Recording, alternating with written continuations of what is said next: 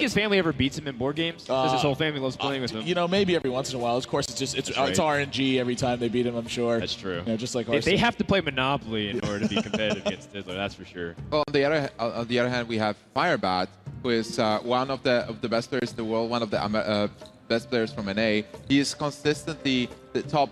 He consistently gets the top places on the ladder.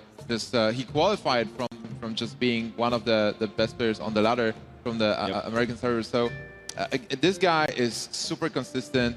Everybody respects him, and he's here. Like he grinded his way through all those players, and just sitting in an inn and at the fireplace in this magical world. Firebat is a player who's meticulously tested all of his decks and matchups, that's for certain. Every time I consult him about how he's doing in a tournament, he's like, well, here, take a look at my docs that I have, the spreadsheets that I have.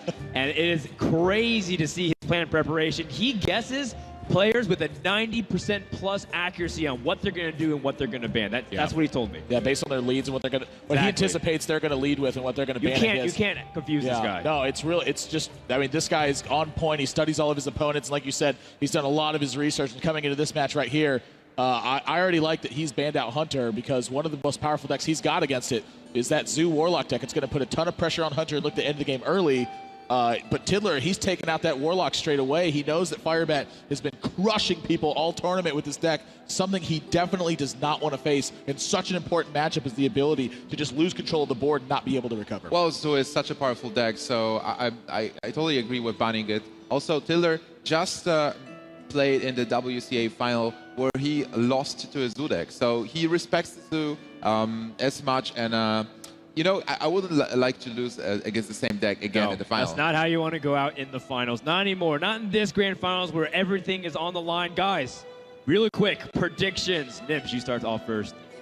Well, my prediction will be Tiddler, because he has he is an experienced player playing in those big tournaments. He played IM Shenzhen, he played WCA, so he has a lot of offline experiences. He played many games before. Firebat, also an experienced player, but not as experienced as an offline one. I've been saying it since the first day I ever played with Firebat. I thought he was one of the best in the world. The amount of research he does, the amount of practice he puts in, and just the kind of mind he's got for the game. I followed him the entire way through this. You know, he was second seed in NA or the Americas coming into this. He dominated Stage 2 of BlizzCon. He's dominated this tournament all the way to the grand finals. I got to go with my boy Firebat. I'm going to take Firebat as well. I think it also means a lot. He's playing on homeland soil as the American representative here in California. So here we go, 2 votes against 1. Let's see what happens. Game number 1 is about to begin at the grand finals of the HearthStone World Championship. Let's get it on. All right, BlizzCon. Druid versus Druid to begin things off. We're going to start with a very safe approach. It's decent against everything. And people say that Druid's well-equipped, but it's not favored against many things. It's okay and decent against pretty much the entire field. Yeah, I feel like the matchups, when you bring Druid to a tournament, the matchups you expect to face, Druid is going to have a lot of close matchups in those. You know, when it's behind, you know, it's looking like the 45% range. When it's ahead, it's looking at about the 55% range. So, you know, nothing crazy. You're looking to use this to try to get a lead on your opponent. It's a really safe choice to do so because, frankly, there aren't just a lot of counters out there that shut down Druid right from the get-go. And Tiddler gets Wild Growth, which is a super important card this matchup. You want to have it to be able to play the cards faster. Druid also doesn't have that many common mechanisms. Firebat against Wild Growth as well. This is a mirror match, right? They're very similar decks. You saw Firebat has he's Sun Fury Protector in there. He's going to use that in combination with cards like Spectral Knight to really help put a lot of leverage on his opponent's ability to pick through his board. Hunter specifically with Kill Command and Hunter's Mark. And of course you see Tiddler, he's running Haunted Creeper in this instead. So a little bit of a difference coming in. Well, getting that Wild Growth is important, but both players have Wild Growth to curve into something very nicely, so all's well that ends well, I suppose. We're not going to have a blowout, at least by the mana curve tempo. Oh yeah, certainly. Both players also have a Yeti. So right now it will be very important who will get the lead, because Druid has trouble coming from behind. You don't have that many comeback mechanisms. You have the combo. This is a very tricky matchup, by the way. Like, you have to focus on trading more. You can't go for face. You need to get an edge, whatever you can. Look at that swipe. That swipe's a really important draw right now. Yeah, both of them have swipe. Both of them have Big Game Hunter and Wild Growth and Chill and Yay to start things off. I guess they're evenly matched, right? And I love it because sometimes this matchup can be really lopsided if one player gets a Wild Growth and the second one misses it. A second Wild Growth Right. I have no This Sylvanas can be very problematic. She That's has for high sure. impact, and she doesn't mess around. He needs a keeper of the grove. No, it doesn't have a silence. And this is presenting a problem already for Firebat. The board means a lot in this matchup. So what do you do if you can't deal with Sylvanas? Do you just ignore Sylvanas and go for face? Like, this is one of the strategies that the players can apply. But maybe there is something better. Yeah, if you take a look, I mean, he does have 12 points of damage if he chooses to charge this Druid, and that really sends a big statement to your opponent.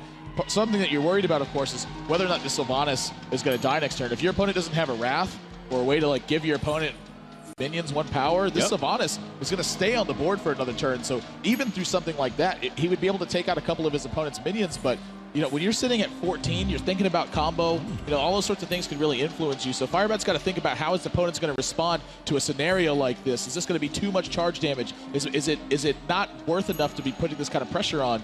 Can he turtle up? Is there a possibility he can kind of trade down this board? All of these things are going to be thinking about, and I don't blame him here. Admirable, would you just like charge with the Druid of the Claw and deal 12 points of damage? Hold on, he can't do that. He's going to fish for a card. If he picks up a keeper, maybe that can answer it. Savage Roar. I think this damage might be headed straight to the dome. He doesn't pick up a trade at all? But I think when you get Savage Roar, you can afford to kind of damage some more. Could be wrong. We'll see what happens. Oh, and he's going to go for it. 8 to the face. That really sending a statement to Tiddler. So Tiddler right now, he's very aware that his opponent is trying to be on the aggression. And he's going to piece together a way to start picking apart this board and make sure that a Savage Roar isn't going to blow him out of the game. What's very important in this matchup also is that you are not running many taunts. We are seeing this Druid of the Claw, but other than that, mostly players are not getting Defender Vargas or Sentry Protector. So if you go for face, it's really hard to you know, protect yourself and heal yourself. And even with Vengeful Floor, you want to draw the cards to be able to get the combo faster instead of just healing. Right. So Tiddler, when he lines up this play, it looks like he wants to use Swipe to clear. Tries to, as best as he can, control the state of damage, but he did take a lot. Although it is nice that he has Sylvanas still alive. Yeah. I absolutely like the way he's played this hand too, but you know, commendations to Firebat too. He recognized that his opponent was going to have to put the pressure on his minions instead of on his own board. So he gets a hero power the Sylvanas down. Right. So the value that it gets straight away was just damage value, and it wasn't too much to your face. So now he's got the option of whether he wants to play this Loatheb or charge. And I think he's going to play this Loatheb right here, because if you look at next turn, when he charges that Druid of the Claw, he's got Savage Roar. That's 15 points of damage coming across the board. Should he choose to take that? Yeah, that's a lot of damage. He also is playing Sentry Protector. This will be important in this matchup because you can't protect yourself and just continue going for face. Wipe not available, Wrath not available. This turn looking really rough for Tiddler. Harrison Jones is not that useful in this matchup. It would be against weapon classes like Firebat's Grove, but if he loses it, then there's no point in attempting at the point. He just uses a 5-4 body as the best he can do to contest the board. But now, the play is right back on Firebat now, because he's in almost the exact same situation he was with the Sylvanas. Does he want to take out this Harrison Jones? Okay. That Shaded Axe Realm is really going to change this dynamic. That's pretty nice. Almost certainly going to be using Swipe this turn. So he's going to take out this Haunted Creeper, make sure no Savage Roar shenanigans can happen. The Swipe's going to clean things up, and now he's positioned himself for lethal. This is bad next news turn. for Tiddler. Tiddler's going to need. I imagine the Swipe's going to be coming out, but I don't know if that's going to be enough.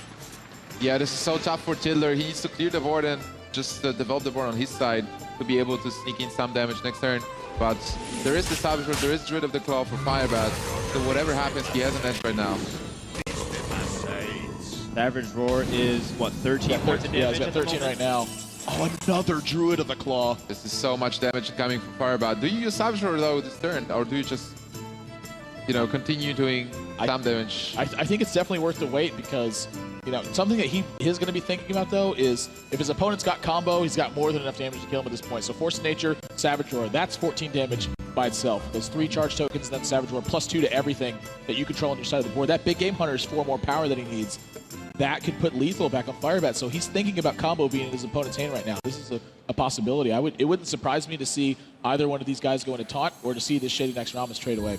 You can also like charge the cat, deal 4 points of damage, and then taunt the cat. So we have a 4/4 taunt. Then combo doesn't kill you. I think that's great. I think either way, Firebat wants to start finding ways to get that damage. Until you draw that Force of Nature to put out those bodies, so that Savage Roar gives that 14 points of burst. You're just looking at Savage Roar with Druid of the Claw to put in the finishing points. And don't forget that Shade next Rammus is going to grow next turn. So his Tither Celestial is going to have a big onus to clear this board as best as he can. Can he do this? Wow. With Wild Growth and Wrap? Checking his Root of the Claw. That's interesting. There's Savage Roar, but no Force of Nature in hand. Can he fish for the card to save him here, or does he have to use it to remove? I think you got to use this removal. But I don't think this is enough though. That's right, because the Druid of the Claw charge is still going to be a lot of Savage Roar damage. for removal.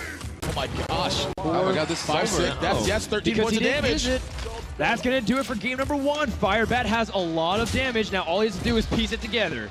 It's tough not to piece this one together. This is a 1 + 1 = 3 Amaz math right here.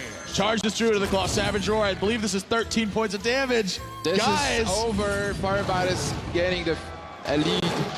1 game for Firebat. First Blood, Firebat. That was an intense game. Back and forth, punches everywhere, and Firebat is going to have a lead. Really showing a lot about what this Druid match is about. As you said, Nimch, it's tough for Druids to recover once they get behind, so both these players trying to take initiative. Both of them had great starts too, coming out with Wild Growth, Chill When Yeti, scaling into the mid game. The difference is the fact that Firebat is going first in this, so he gets an extra turn to start attacking. Right. So when he's the player that starts attacking first, his opponent's going to have to respond, because if he chooses to trade, Firebat's going to be the first one with an opportunity to use Savage Roar and really clear that game up. And then, of course, the great recognition, understanding that Sylvanas having to trade back instead of having to deal with the Sylvanas, a lot of damage got pushed through there that I'm not sure that I would have made the exact same plays that he did. Well, that Firebat is sitting there, and he's a possible world champion in a couple of games. So what is Tidler going to do? He has Priest and Warlock left. What's the best deck to counter the Druid? Well, the Handlock deck presents a lot of threats for Druid to respond immediately.